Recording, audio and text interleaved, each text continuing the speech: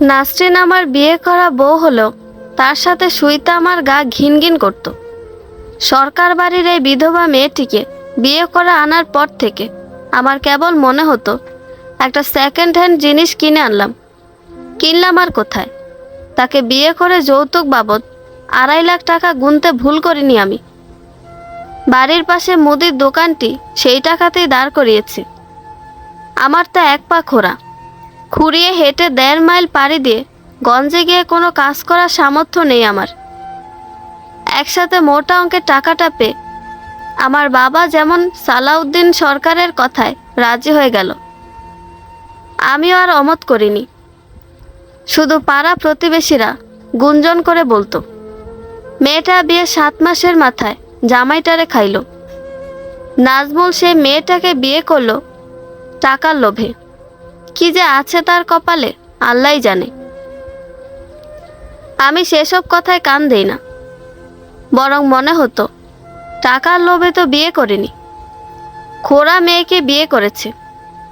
আমার যেমন এক পা খোড়া, আমার বউয়েরও আগে বিয়ে হয়েছে, তাই সেও আমার মতো খোড়া। বিপত্তি হলো আমার মনে, বড় একটা অসুখ বেঁধেছিল মনের ভিতর। সপ্তাহে 3-4 দিন রাতে তার শরীর ডিঙ্গাতে পিছপা হই না। কেন পিছপা হব?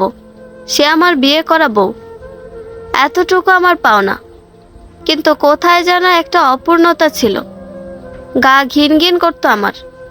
তাকে ছুঁইলে মনে হতে থাকে আমার আগেও নাসরিন অন্য পুরুষের সাথে ঘুমাইছে, অন্য পুরুষ তাকে চুমু খেয়েছে, গালে গাল ঘষেছে।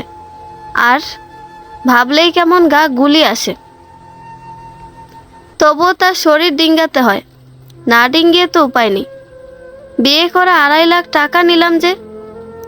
গতবারের বন্যায় যখন সব ফসল পানির নিচে, অভাবে পড়ে বাবা বাছুর সহ গাভী বিক্রি করে দিলেন। তারপর আমাকে বললেন, গরু বেচার টাকা খাওয়া শেষ হলে পরে কি খাবি? এবার তো কিছু একটা করা দরকার। গরু কিনে নিলেন সালাউদ্দিন সরকার। তখন 7 মাস হলো বিধবা নাসরিন বাবার বাড়ি এসে উঠেছে। বাবাকে ডেকে সালাউদ্দিন সরকার প্রস্তাব দিলেন, তোমার ছেলেটার বেশ সুনাম আমাদের এলাকায়। গরিব ঘরে জন্ম, খোড়া পা নিয়ে মেট্রিক দিল। এলাকার মানুষের বিপদে খোড়া পা নিয়ে ঝাঁপিয়ে পড়ে। আমার মেয়েটা বেশি দিন জামাইয়ের ঘর করতে পারেনি, কারেন্টের শকে মরে গেছে। আল্লাহর কাজ সবই ভালো। আমি বলি কি, আমার মেয়েটারে নাজমুলের বউ কইরা নাও, আমি 1,00,000-2 টাকা দিব। বাড়ির পাশে একটা মুদির দোকান দিয়ে বসুক, আর বিপদে আপদে আমি তো আছি। বাবা তো রাজি হলোই। খুশি মনে আবারও সরকার বাড়ির কথাটুকু বাবা আমাকে শোনালেন। আমি খোড়া মানুষ, আর অমত করতে পারিনি। আমাদের 2 জনের মাঝখানে একটা কোলবালিশ থাকতো। যখন শরীর ডিঙ্গাতে হতো বালিশ সরিয়ে ফেলতাম, আবার বালিশ মাঝখানে দিয়ে ঘুমিয়ে পড়তাম। শ্যামবর্ণের নাসরিন আমাদের বাড়ি আসার পর তাকে সাজতে দেখিনি। কথাবার্তাও খুব কম বলে, নম্র ভদ্র হয়ে থাকার চেষ্টা করে। কিন্তু আমি কেন যেন মন থেকে মেনে নিতে পারি না। কখনো মনে হয় শরীরের প্রয়োজনে বিয়েটা করা নাকি টাকার প্রয়োজনে। আমার মনের প্রয়োজন তাহলে কোনটা? এক রাতে নাসরিন আমাকে কোলবালিশ দিয়ে ধাক্কা দিয়ে ডাকছে। আমি জেগে উঠলাম বালিশের ধাক্কায়। জানতে চাইলাম কি হয়েছে। উত্তরে বলল, বাইরে শেয়াল ডাকছে। ফিসফিস করে বাইরে কে যেন কথা বলে। আমার বড্ড ভয় লাগছে। আমি বললাম, বাতি জ্বালিয়ে ঘুমাও, তাহলে আর ভয় করবে না। বাতি জ্বালিয়ে ছোট বাচ্চাদের মতো ঘুমানোর চেষ্টা করছে। একবার খুব ইচ্ছে হলো মাঝের কোলবালিশটা চিরতরে সরিয়ে দেই। নাসরিনকে বুকে টেনে বলি, আমি আছি তো, ভয় পাচ্ছ কেন? বলা হয় না, কোথায় যেন একটা গা গোলানো ব্যাপার। রাতে শরীর ডিঙ্গানোর সময়ও আদর করে তাকে চুমু দেওয়া হয় না। কি বৃষ্টি এক অসুখ ধরেছে আমার মনে। আমাকে নিয়ে যখন সরকার বাড়ি অর্থাৎ বাবার বাড়ি যায়, কত প্রাণচঞ্চল মেয়েটা দুই ঘরের ভাবির সাথে গলাগলি ভাব করে হেসে লুটিয়ে পড়ে। আমি তখন সালাউদ্দিন সরকার মানে শ্বশুরের সামনে বসা থাকি। তিনি তার জমি সংক্রান্ত কথা বলেন। আমাকে বসে বসে সেসব শুনতে হয়। কথা একটু বেশি বলেন। তাছাড়া বিপদনিক হয়ে বড্ড একাকী জীবন তার। কথা বলার মানুষ পেলে ছাড়তে চান না। আমি শ্বশুরের সামনে বসে আট চোখে নাসরিনকে দেখি, জলপাই খাচ্ছে, হাতের তালুতে লবণ নিয়ে। আর কি এক কথা বলে চুলুর পারে দুই ভাবির সাথে হেসে লুটোপুটি খাচ্ছে। আমার কেমন হিংসে হতে লাগলো। আমাদের বাড়ি গেলে তার হাসি নেই, চুপচাপ থাকে সারাদিন, অথচ এখানে তার কত আনন্দ। আমি কি তার আনন্দ কেড়ে নিয়েছি? আমি কি করলাম? 12-13 ঘন্টা দোকানে বসে 2-4 পয়সা রোজগার তো করে আনি। অন্য পুরুষদের মতো তো মদ খেয়ে নটি বাড়িতে পড়ে থাকি না। তার বাবা আমার কত সুনাম করে। সুনাম আমার এলাকা তো শুধু পা একটা খোড়া। এমন জামাই পাওয়া ভাগ্যের ব্যাপার। বাবা নাজমুল, তোমার কোনো কিছু লাগলে আমাকে বলবা। আমার একটাই মেয়ে, আমি দুহাত ভরে মেয়েটাকে দিতে চাই। মা মরা মেয়েটা তবুও হাসি খুশি থাকুক। আমি কথার জবাব দেই না, মনে মনে ভাবি একটা সুতার নালও নেব না, যা নিয়েছি পারলে সেটাই ফেরত দেব। বিকেলে বাড়ি আসার পথে নাসরিনের বড় ভাইয়ের বউ আমাকে ডাকলো। আমি কাছে যেতে ভাবি আমাকে বললেন, সারা বছর তো দোকানদারি করলেন, এবার কয়েকটা দিন আমার ননদটারে সময় দেন। এখন কিন্তু ননদ একা না, পেটে আরেকজন আছে। এটা শোনার পর থেকে আমার মনে নতুন করে অসুখ করলো। দোকানে মন বসে না, মেজাজ খিটখিটে হয়ে গেল।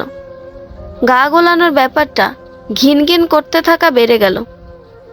আমি নাসরিনের দ্বিতীয় বর, তার পেটে বাচ্চা এলো, কিন্তু আমার মনে অসুখ। কিসের অসুখ তা কিছুটা আন্দাজও করতে পারি, তবুও মনে শান্তি পাচ্ছিলাম না। নাসরিনের পেটে বাচ্চার বয়স যখন 6 মাস, তখন থেকে তার মানসিক অবস্থার পরিবর্তন হলো। রাতে খেয়াল করতাম সে বালিশ ডিঙিয়ে আমার গায়ে হাত দিয়ে রাখত, আমার হাত চেপে ধরে রাখত। আমি তার হাত সরিয়ে দিতাম। একদিন সে কি মনে করে বলল, আমাকে তুমি মন থেকে আজও মানতে পারোনি, তাতে আমার দুঃখ নেই, কিন্তু আমাদের সন্তানটাকে মেনে নিও। এই সন্তান তোমারই। আমি আগে যার সাথে 7 মাস সংসার করেছি, সেখানে আমাদের সন্তান আসেনি। আর আমি যদি মরেও যাই, তুমি বিয়ে করিও আর সন্তানটাকে মেনে নিও। তবুও যদি তোমার মানতে কষ্ট হয়, তাহলে আমার বড় ভাবিকে দিয়ে দিও। বিয়ের পর থেকে ভাবির সন্তান হয় না। আমার অসুখ হঠাৎ করে সেরে গেল। মনের অসুখটার মুখে যেন ওষুধ পড়ল নাসরিনের কথাগুলো। আমি কি মনে করে যেন মাঝের কোলবালিশটাকে মেঝেতে ফেলে দিলাম। নাসরিনের কানের কাছে মুখ নিয়ে বললাম, আমাদের সন্তান আমি কাউকে দেব না, এটা আমার সন্তান। আমি প্রথমবারের মতো মন থেকে নাসরিনের কপালে চুমু দিলাম। বললাম, আর কখনো মরার কথা বলবে না, কোনো সমস্যা হবে না তোমার, আমি আছি তো। যে মেয়েটা বাবার বাড়িতে এত হাসি খুশি, সেই মেয়েটা হঠাৎ শব্দ করে কেঁদে উঠল। আমি তাকে ফিস ফিস করে বললাম, এভাবে কাঁদলে বাবা মা কি ভাববে বলো তো? এই কথা শুনে নাসরিন হেসে উঠল। এই অবস্থায় মেয়েদের বোঝা বড় দায়। এই হাসবে, এই কাঁদবে, কখনো রাগে ফুঁসতে থাকবে। এটা যেন প্রকৃতির খেলা। গরুর গাড়িতে করে বাবা নাসরিনের ভাই ভাবি নাসরিনকে গঞ্জের হাসপাতালে নিয়ে যাচ্ছে। আমি যাচ্ছি হেঁটে, খুঁড়িয়ে খুঁড়িয়ে হেঁটে আজ শান্তি পাচ্ছি না। এই প্রথম মনে হলো পা দুটো ভালো থাকলে দৌড়ে চলে যেতাম হাসপাতালে। ভোর সকালে আমাকে ঘুম থেকে ডেকে বলল, আমার জানি কেমন লাগছে। আমি ব্যথা সহ্য করতে পারছি না, আমার খুব কান্না পাচ্ছে। তুমি আমাকে শক্ত করে ধরে রাখো। আমি নাসরিনকে শক্ত করে ধরে বললাম, এই সময় অবশ্যই মা চাচিদের ডেকে আনতে হয়, তুমি একটু সহ্য করো। আমি মাকে বলি দায় নিয়ে আসতে। দায় এসে বলল, হাসপাতালে নিয়ে যান তাড়াতাড়ি, আমি পারবো না। আর প্রশ্ন করিনি কেন পারবে না। সরকার বাড়িতে খবর পাঠানোর পর গরুর গাড়ি পাঠিয়ে দিল। নাসরিন যাবার সময় আমার কানের কাছে মুখ এনে বলল, জানো, আমার খুব বাঁচতে ইচ্ছে করছে, তোমার বুকে মুখ লুকিয়ে ঘুমানোর জন্য। এই প্রথম নাসরিনের জন্য আমার চোখ ভরে পানি এলো। আমি বললাম, তুমি ফিরে আসবে। আমার খা খা করা বুকটার পূর্ণতা দিতে তুমি অবশ্যই এই বুকে ফিরে আসবে। মাটির রাস্তায় গরুর গাড়ির এক একটা ঝাঁকুনিতে নাসরিনের কেমন কষ্ট হচ্ছে সেটা ভাবতেই বুকের ভেতরটা কেমন জানি করে। আমি মেয়েটাকে অনেক অবহেলা করেছি। বিধাতার কাছে হাত জোর করে মিনতি, মেয়েটাকে বাকি জীবন যেন ভালোবাসতে পারি, সেজন্য হলেও তাকে আমার কাছে ফিরিয়ে দিও। গঞ্জের কাছাকাছি বাঁশের সাঁকু পেরিয়ে যাবার পর দেখি নাসরিনের বড় ভাই মিষ্টি নিয়ে আসছে। আমাকে দেখে বলল, হা করো। একটা মিষ্টি মুখের ভিতর ঢুকিয়ে দিয়ে বলল, গ্রামের সবাইকে গরু জবাই করে খাওয়াবে, বাবা আগেই বলেছে। তোমার ছেলে হয়েছে মিয়া, তাড়াতাড়ি যাও। ছেলে হবার আনন্দ আমাকে আনন্দিত করতে পারেনি।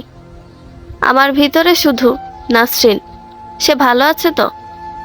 হাসপাতালে ঢোকার পর নাসরিনের ভাবি বলল, জায়গা দাও, বাচ্চার বাবা আসছে। নাসরিন আমার দিকে তাকিয়ে আছে।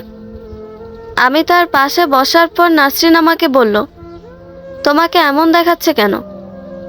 আমাদের ছেলে হওয়াতে তুমি খুশি হওনি? ছেলেকে কোলে নিবা না? আমি নাসরিনের হাত ধরলাম, একটু কাছে গিয়ে বললাম, তুমিই তো আমার সব খুশি, বাচ্চা তো কেবল উপলক্ষ। নাসরিন মুচকি এসে ফিসফিস করে বলছে, এখন আবার বেশি খুশিতে চুমু দিও না, ভাবিরা আছে, বাবা ওষুধ আনতে গেছে, যে কোনো সময় আসতে পারে, আমি লজ্জা পাব। মনে মনে ভাবলাম, নিষেধ করলো না সম্মতি দিল। আমি ফিসফিস করে কথা বলার ছলে কপালে চুমু এঁকে দিলাম। দেখতে পেলাম অপূর্ব সৌন্দর্য, বউটার লজ্জারাঙা মুখ। বন্ধুরা, গল্পটি ভালো লেগে থাকলে একটা লাইক করে দিবেন এবং গল্প সম্পর্কে কোনো মতামত জানানোর থাকলে কমেন্ট করতে পারেন। নতুন নতুন আরও গল্প শোনার জন্য চ্যানেলটি সাবস্ক্রাইব করে পাশেই থাকবেন। ধন্যবাদ সবাইকে, ভালো থাকবেন।